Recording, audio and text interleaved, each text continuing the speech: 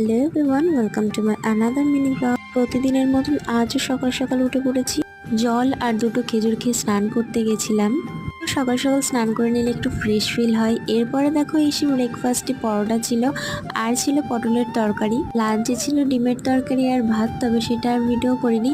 বিকেলের দিকে একটু সিমই বানিয়েছিলাম, কারণ বৃষ্টি বৃষ্টি ওয়েদার ছিল আর আমার একটু সিমই খেতে ইচ্ছে করছিল, তো তার জন্য একটু সিমই বানিয়ে নিয়েছিলাম। আজ আমার শরীরটা একটু খারাপ, তাই ওই 10টা থেকে 2টো অবধি তো আমি ঘুমিয়েছি। এতটা পরিমাণ শরীর খারাপ ছিল যে আমি ভাতটাও ঠিকঠাক খেতে পারিনি, তো তার জন্য সিমইটা বানিয়ে খেলাম। সিমই খেতে খেতে মনে পড়লো আমার তো টিউশন আছে আর যেতে গেলে তো আমার হোমওয়ার্ক করতে হবে। তো প্রায় ওই 5টার দিকে টিউশন চলে গেলাম আর টিউশন পড়ে একটা আইসক্রিম খেতে খেতে বাড়ি আসতে না আসতেই আবার পড়া শুরু। তোমরা যারা যারা আমায় এত ভালো ভালো কমেন্ট করেছো তাদের সবার জন্য অনেক অনেক ভালোবাসা। আজকের মিনি ব্লগটা এখানেই শেষ করছি। ভালো লাগলে like, comment, share and subscribe করে পাশে থেকো।